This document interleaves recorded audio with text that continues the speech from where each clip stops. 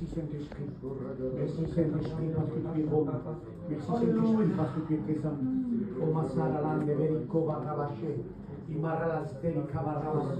Dieu veut des cœurs entiers. Dieu veut pas des cœurs partagés. Un jour oui, un jour non, un pied sur le trottoir et un pied sur le chemin. Nous prenons des risques quand nous sommes partagés.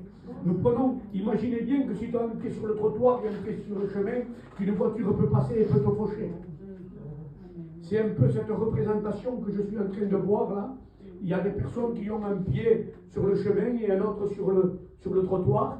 Et forcément, des fois, tu es malheureux. Tu es malheureux, tu sais pourquoi tu es malheureux? Parce que tu es entre deux. Et Dieu ne veut pas que tu sois entre deux, il veut que tu sois entièrement pour lui. Alléluia. La tristesse, selon Dieu, que tu ressens dans ton cœur, elle t'appelle à la repentance. Elle ne t'appelle pas à la culpabilité. Elle ne t'appelle pas à te mortifier, mais elle t'appelle tout simplement à te repentir. Alléluia. Reçois cette parole, c'est pour peut-être une personne dans ce lieu.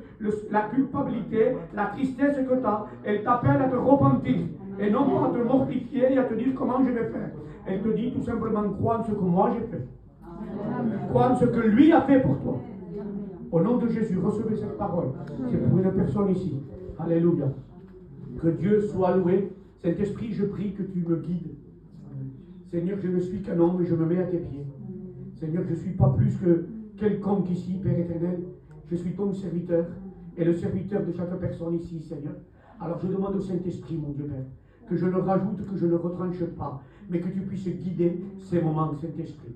Père, que cette parole qui est annoncée, mon Dieu, soit une parole qui vient toucher les cœurs, qui vient transformer les vies. Si les personnes n'ont pas compris que ta parole, n'ont pas compris qui tu es, qu'à travers ce message, ils puissent le comprendre aujourd'hui.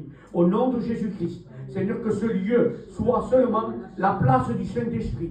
Au nom de Jésus, toute autre présence, nous ne la voulons pas dans ce lieu. Au nom de Jésus-Christ, nous les réprimandons. Au nom de Jésus, incrédulité, doute, mauvaise pensée, quittez ce lieu au nom de Jésus-Christ. Saint-Esprit maintenant souffle et bénit ces moments pour la gloire de ton nom. Père, pour la gloire de ton nom. Pour la gloire de ton nom, seulement pour la gloire de Dieu. Alléluia. Merci Saint-Esprit. Amen. Gloire à Dieu. Bonjour. Je redescends un peu sur terre parce que il y a la présence de Dieu là-dessus. Amen. Le Saint-Esprit est là. Ça fait plaisir qu'il y a en plus du monde. L'église est remplie, il va falloir qu'on achète des chaises, on change de salle, mais il faudra à un moment être obligé de faire une autre chose. Alors, je vais revenir un peu sur les deux messages que j'ai apportés pour ceux qui n'étaient pas là ou qui n'ont pas pu les écouter. Le premier message, j'avais parlé sur rentrer dans le service. Que le pasteur seul ne pouvait pas tout faire. Même Jésus a eu besoin d'un moment d'aide pour porter sa croix. Simon de Cyrène a dû l'aider. Pierre a mis en place une équipe pour le service à l'église de Jérusalem et Moïse avait fait exactement la même chose. Le deuxième message, c'était le réveil. J'ai appelé le réveil et le changement. Pour qu'on puisse vivre en réveil, il faut qu'on accepte d'avoir un changement de mentalité et de raisonnement. Qu'on se débloque dans notre tête parce qu'il y a tellement d'idées religieuses, de façons de faire. Et bien il faut qu'on sorte de tout ça pour recevoir le réveil. Pour recevoir le réveil, il faut qu'on accepte le changement de mentalité. Amen. C'était le deuxième sujet. Et si vous voulez les écouter, vous pouvez les écouter sur une chaîne YouTube qui s'appelle Tout est possible en Jésus, Po TV. Tout est possible en Jésus, Po TV. C'est une chaîne YouTube où c'est que vous pouvez écouter ces messages. Alors aujourd'hui, je vais vous parler, le titre c'est Corps de Christ. Le corps de Christ, c'est le troisième volet de ces, et ça sera le dernier, puisqu'après on va partir un peu en vacances et se régaler. Amen. Le corps de Christ, alors qui ou quoi est l'Église?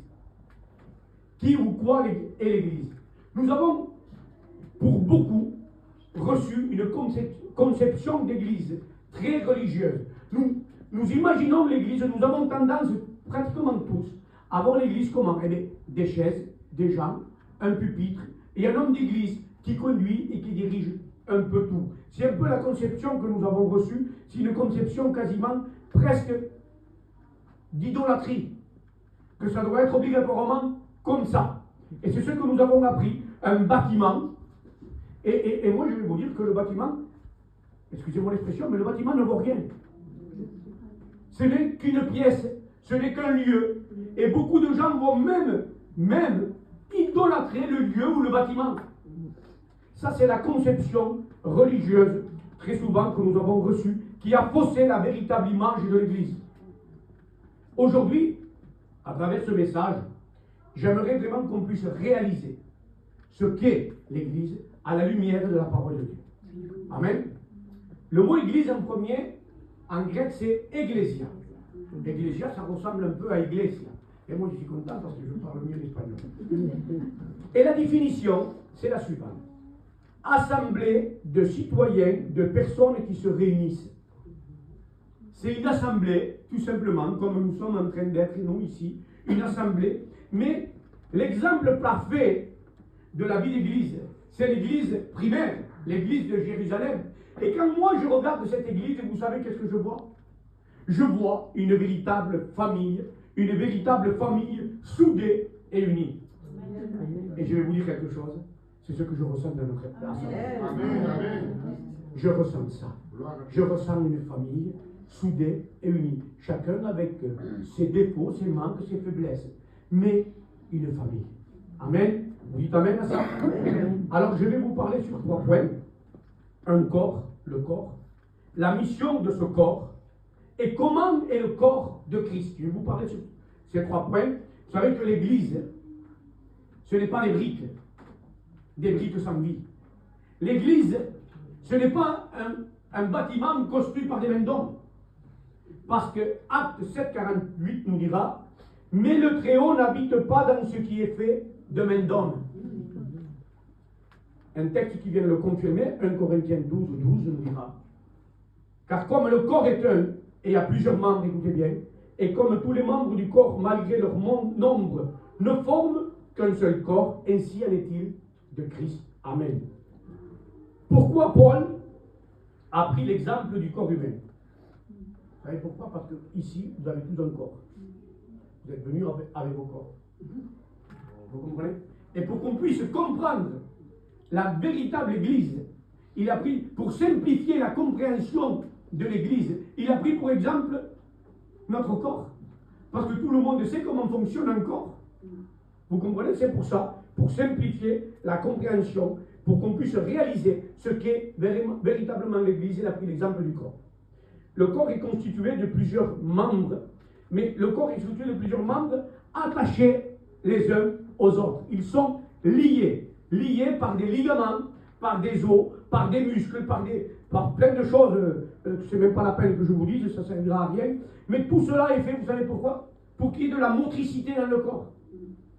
Pour que le corps soit un peu comme élastique, qu'il puisse bouger, mais sans se désunir. Pour que ma main puisse bouger, il faut qu'il y ait des ligaments. C'est pour ça qu'il parle de lien, parce que le mot lien et ligament sont liés. C'est la même chose en fait. C'est un synonyme. Les ligaments sont des liens en fait. Et ces ligaments me permettent de bouger ma main, de la bouger, mais sans qu'elle soit ôtée du corps. Elle reste liée au corps. C'est ça qui est important. Le corps donc a 2 membres supérieurs et 2 membres inférieurs. Et il y a le cou. Et sur ce cou, vous avez remarqué, vous avez une tête. Et la tête, c'est elle qui commande tout le corps avec le cerveau. C'est le cerveau qui va commander à ma main de bouger. Vous comprenez ça? Ah ben vous avez compris, j'espère.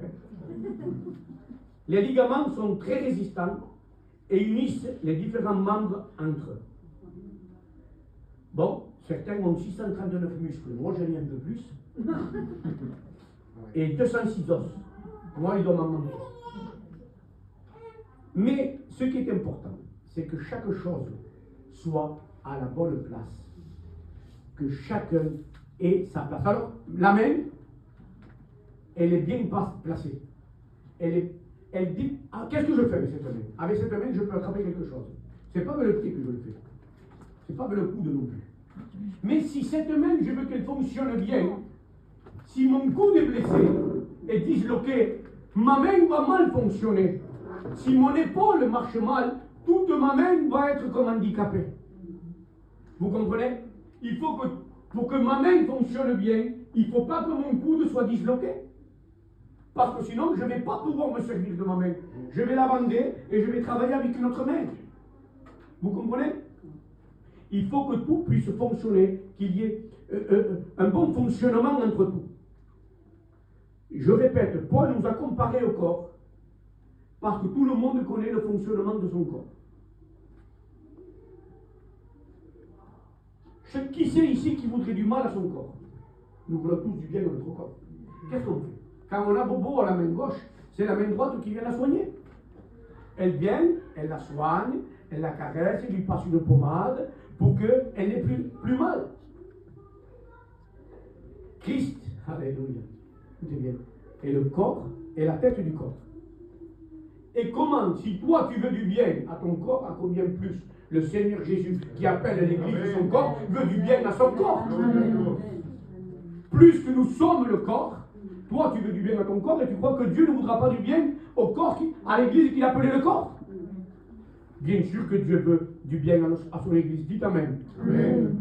Et chacun de vous ici, vous savez quoi? Un membre du corps de Christ.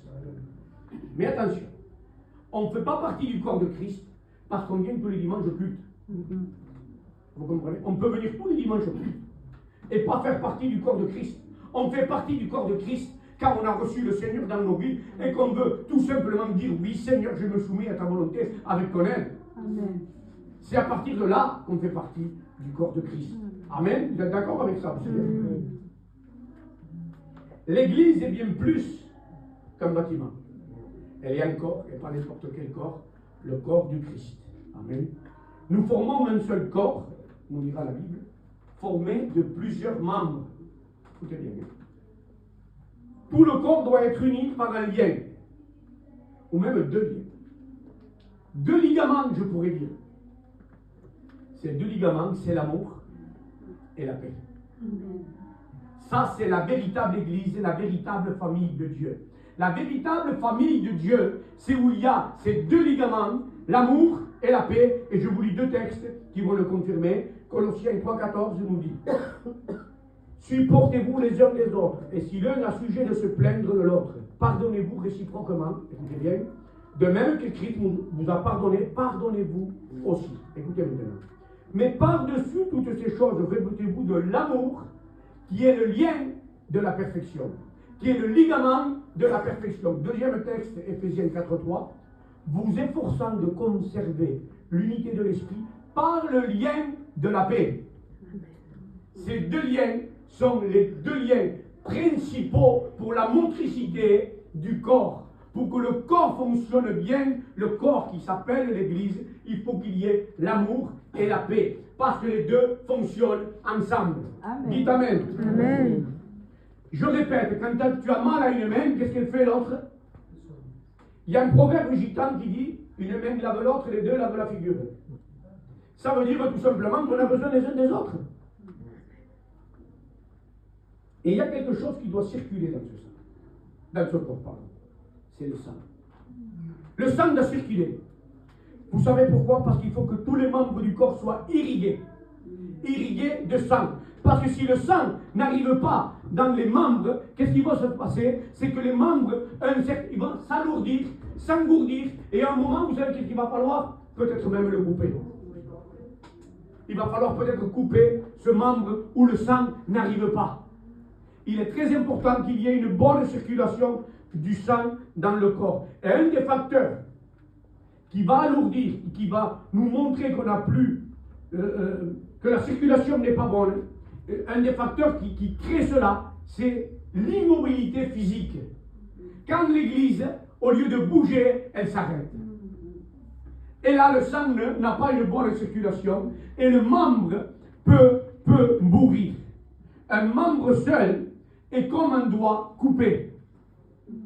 Un membre seul, un membre isolé est comme un membre coupé. Écoutez bien ce que j'ai écrit. L'unité est contraire à l'isolement. C'est pour ça que le diable va toujours tenter d'isoler un membre de l'Église pour pouvoir le manger quand il est seul.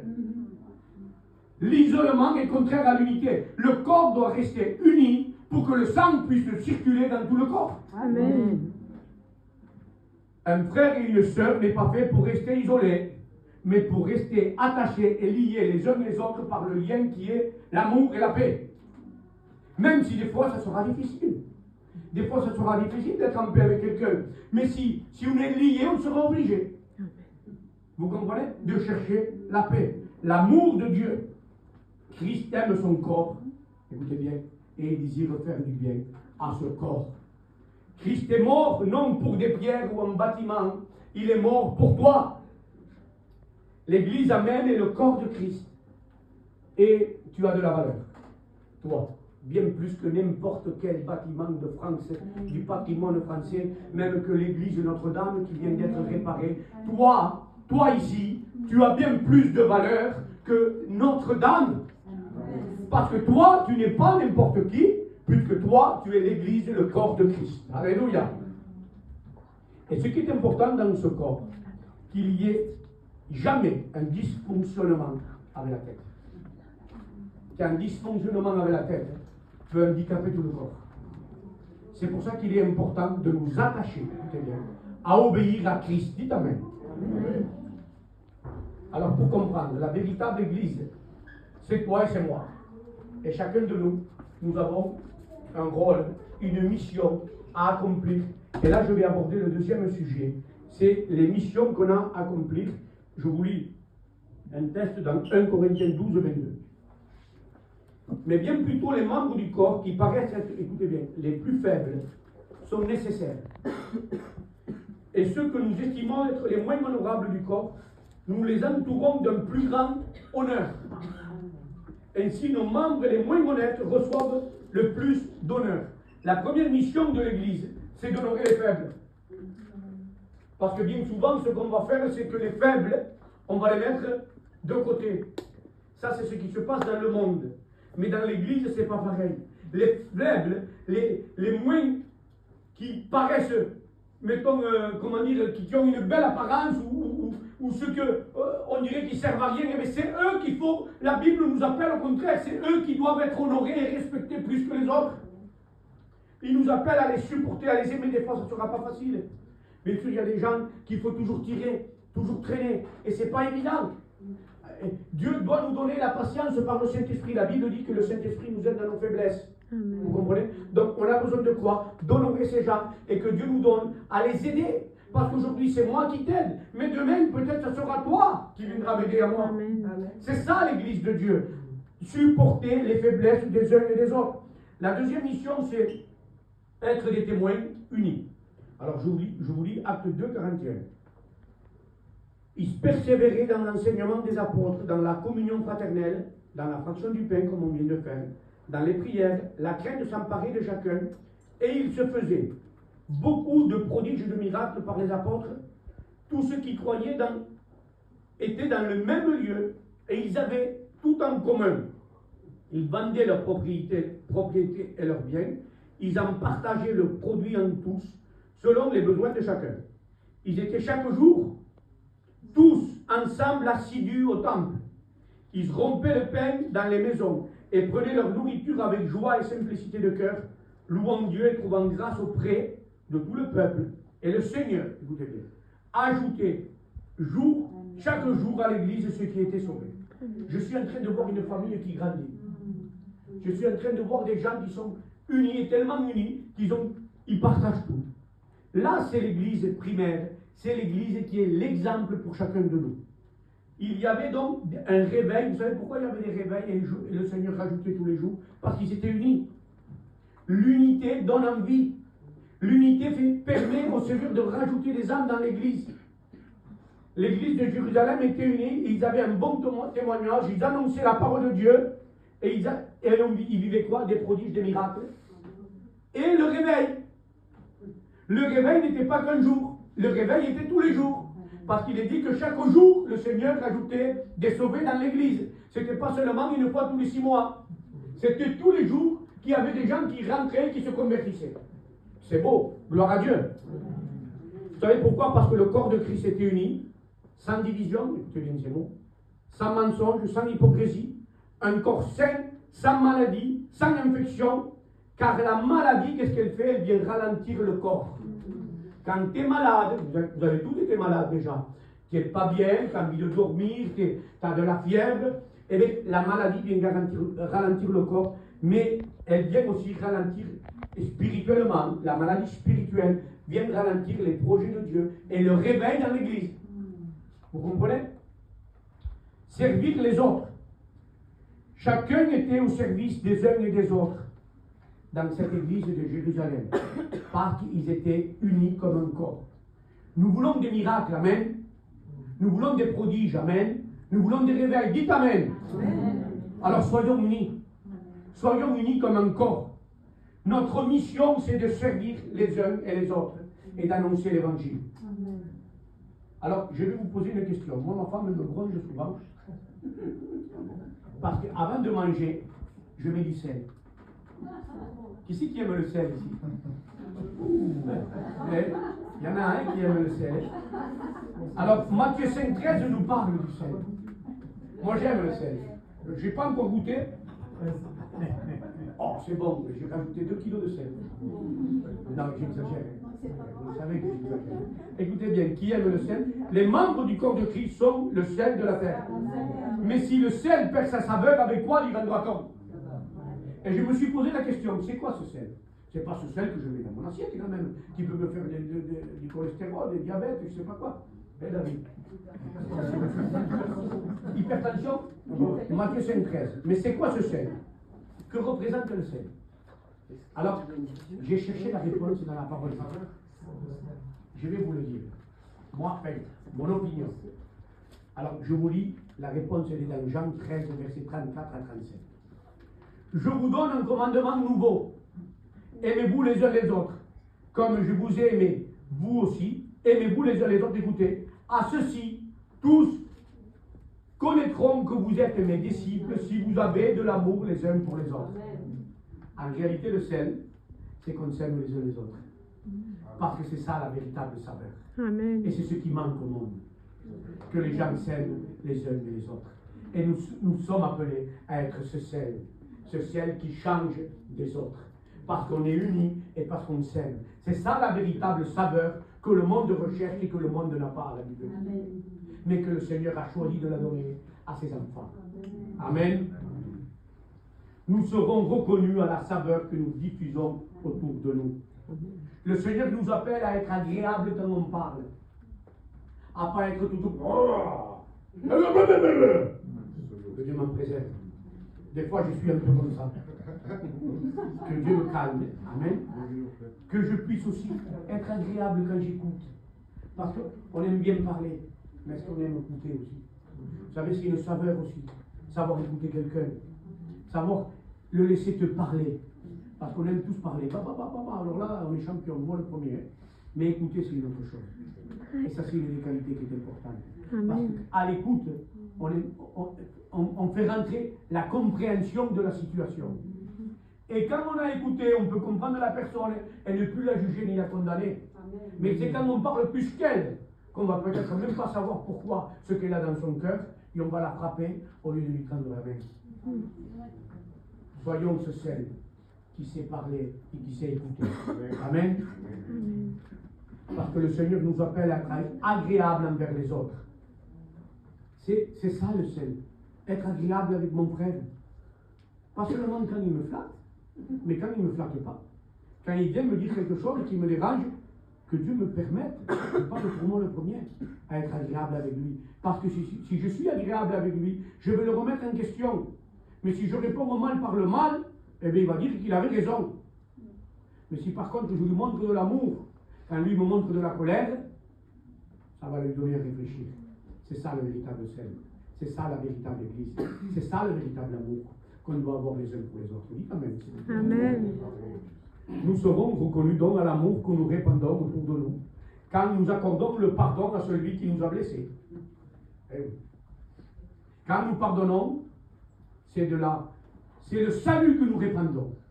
Quand nous pardonnons quelqu'un, nous sommes en train de lui montrer la voie par excellence, la voie du salut. Alléluia. Quand nous aimons, c'est l'évangile que nous prêchons.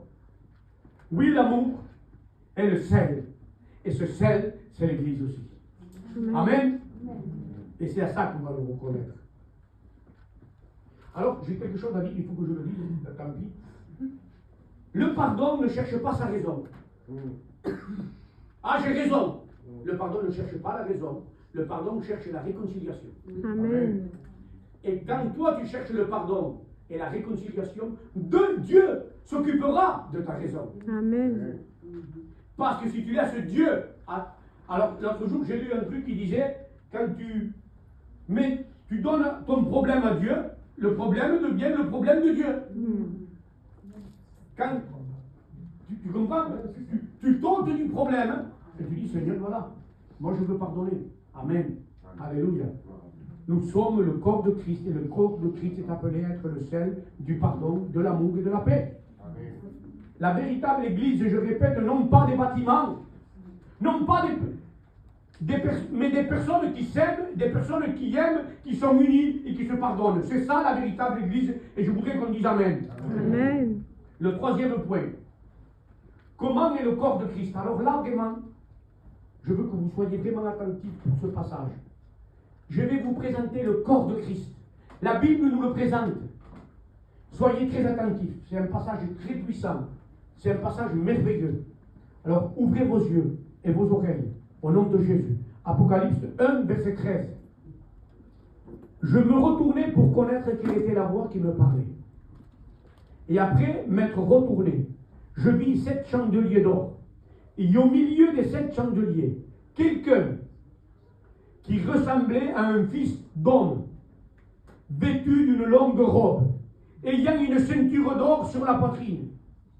Sa tête et ses cheveux étaient blancs comme de la neige blanche, de la laine blanche, pardon, comme de la neige. Ses yeux étaient comme une flamme de feu.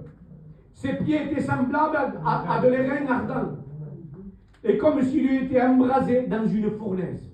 Et sa voix était comme le bruit de grandes eaux.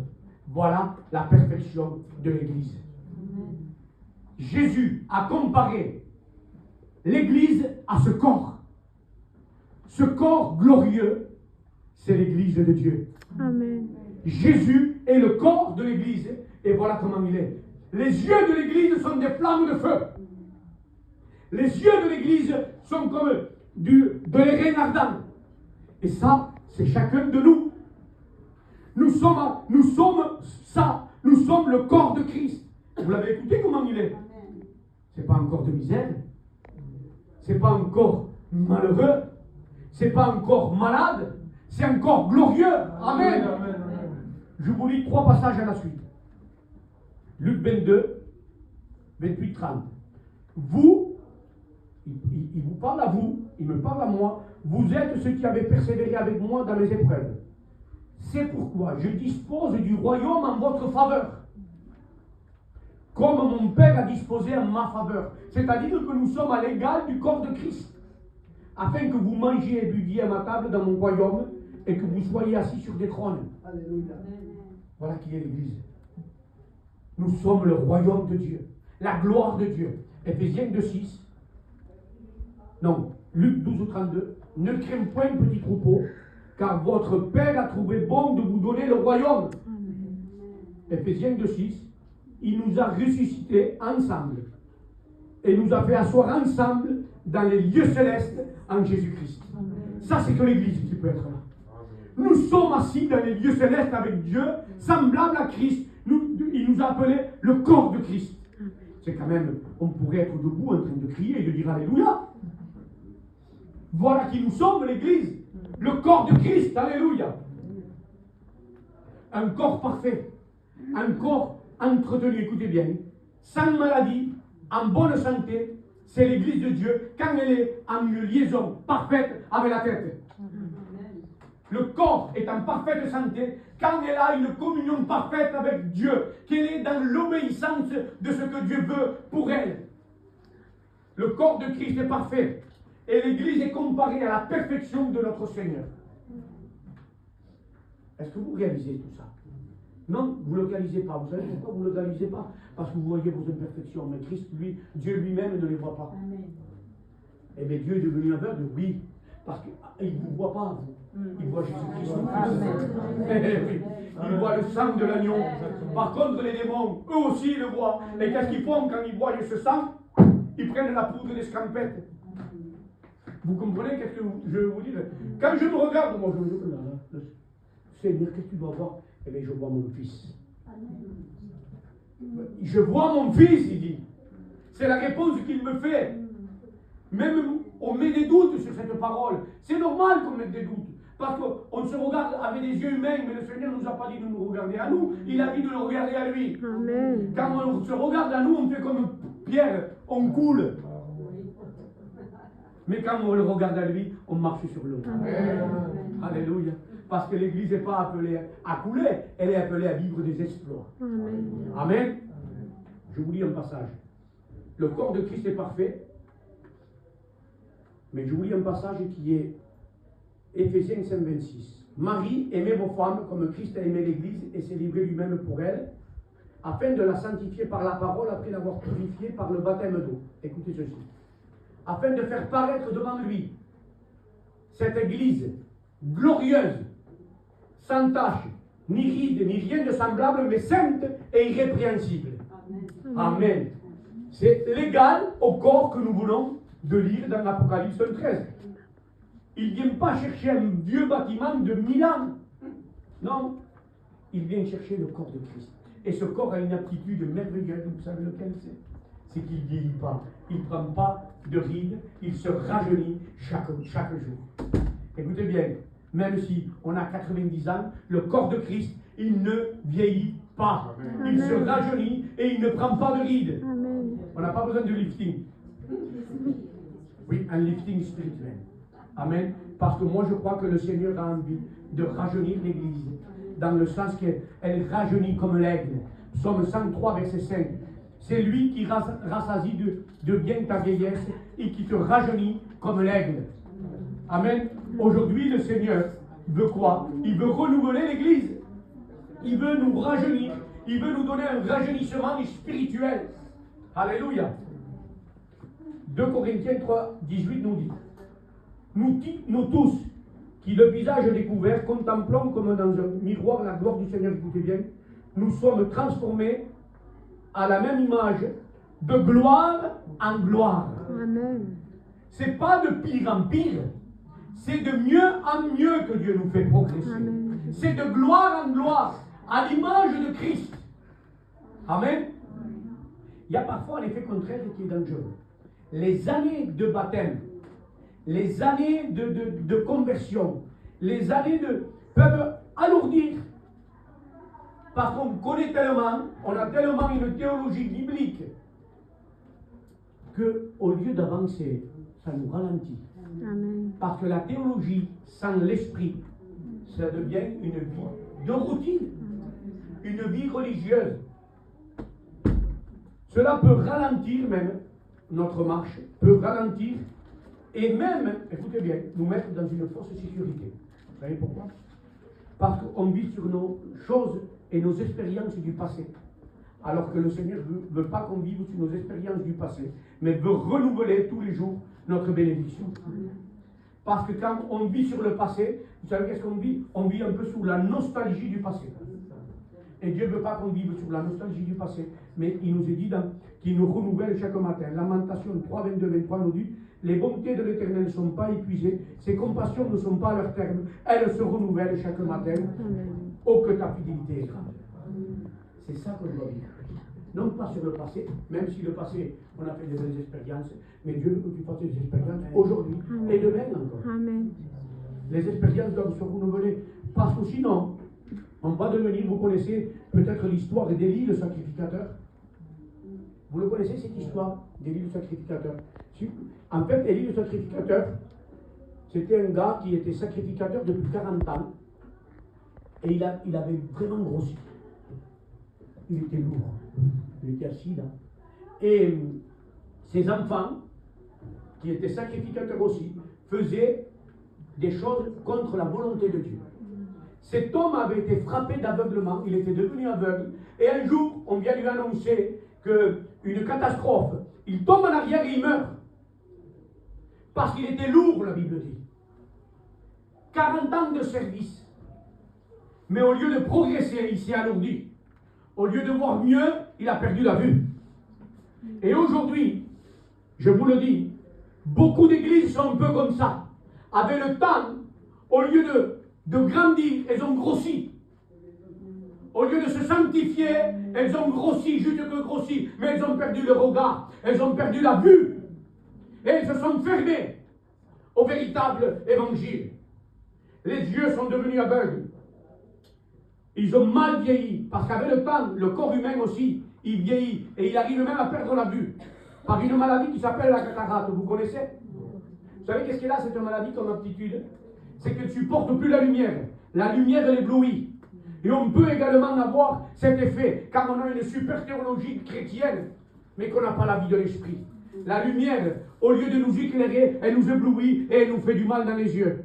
On ne la supporte plus, la véritable lumière. On ne supporte plus le véritable évangile qui vient transformer et changer les vies et changer les cœurs.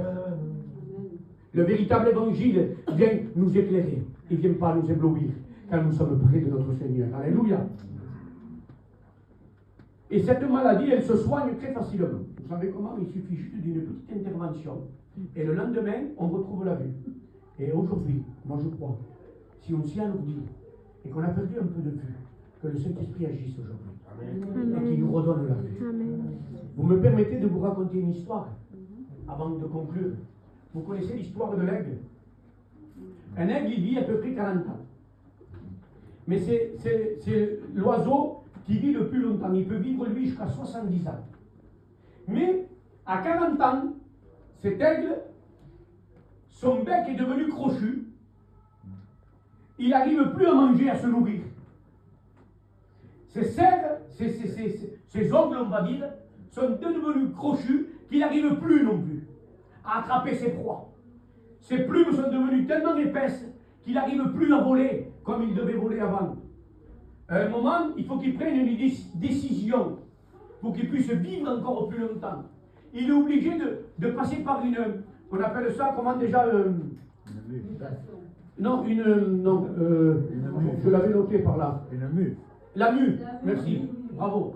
Il faut qu'il fasse la mue. Et cette mue, elle dure 150 jours. Et là, à ce moment-là, il devient fragile quelque part, parce que les autres bêtes peuvent l'attaquer. Alors il prend la décision de partir à un endroit. C'est en haut de la montagne. Et il se met où il y a un gros rocher. Et là, quand il arrive, vous savez qu'est-ce que ça représente le rocher? Ça représente notre Seigneur Jésus-Christ. Et là, sur ce rocher, vous savez qu'est-ce qu'il fait? Il se casse son bec. Il casse son bec et il attend qu'il repousse. Il repousse un nouveau bec. Et avec ce nouveau bec, vous savez qu'est-ce qu'il fait? Il s'arrache les ongles pour qu'il repousse de nouvelles ongles. Et quand elle repousse ces nouvelles ongles, vous savez qu'est-ce qu'il fait? Il s'enlève ses plumes. Et il se retrouve léger. Et là, vous savez qu'est-ce qu'il fait? Eh bien, il s'envole. Et il reprend le vol comme avant, et il peut vivre une nouvelle jeunesse. Amen. Et l'Église a besoin de revivre une nouvelle jeunesse. Mais pour qu'elle revive une nouvelle jeunesse, il faut qu'elle accepte le changement. Amen. Et je vais conclure en vous lisant un passage. Ésaïe 40, 27 à 31. De nouvelles forces pour ceux qui faiblissent. Pourquoi dis-tu Jacob? Pourquoi dis-tu Israël? Ma destinée est cachée devant l'Éternel, mon droit passe inaperçu devant mon Dieu. On se plaint devant Dieu. Là, il se plaint le peuple. Ne le sais-tu pas? Ne l'as-tu pas appris? C'est le Dieu d'éternité, l'Éternel, qui a créé les extrémités de la terre. Il ne se fatigue point, Dieu. Il ne se lasse point, Dieu. On ne peut sonder son intelligence. Écoutez bien. Il donne de la force à celui qui est fatigué. Il augmente la vigueur de celui qui tombe en défaillance. Les adolescents se fatiguent et se lassent. Les jeunes hommes chancellent. Écoutez bien maintenant. Mais ceux qui se confient à l'Éternel renouvellent leur force. Ils prennent le vol comme les aigles. Ils courent et ne se lassent point. Ils marchent et ne se fatiguent point. Ça, c'est l'appel de l'Église. Ça, c'est l'appel de l'Église. Vous êtes appelés à être des aigles. Alléluia. Des aigles rajeunis tous les jours. Des aigles renouvelés tous les jours. Le corps de Christ est parfait, saint, rempli d'amour et uni. Vous comprenez ça? C'est la conclusion. Le corps de Christ est un corps merveilleux qui vit dans le service de l'Église, pour le service de l'Église, pour le service de son Dieu, qui ne dort pas, qui est réveillé et qui est uni malgré toutes les circonstances. Amen. Qui c'est qui voudrait aujourd'hui, par la grâce de Dieu, être comme cet aigle? Eh bien que ceux qui veulent être comme l'aigle et repartir sur un renouveau dans sa vie, qu'il se lève de sa place, s'il vous plaît. Pendant que David prend sa guitare, on va s'envoler aujourd'hui. On va s'envoler au nom de Jésus-Christ. On va voler. On va voler par le Saint-Esprit. On va voler maintenant au nom de Jésus-Christ. Alléluia.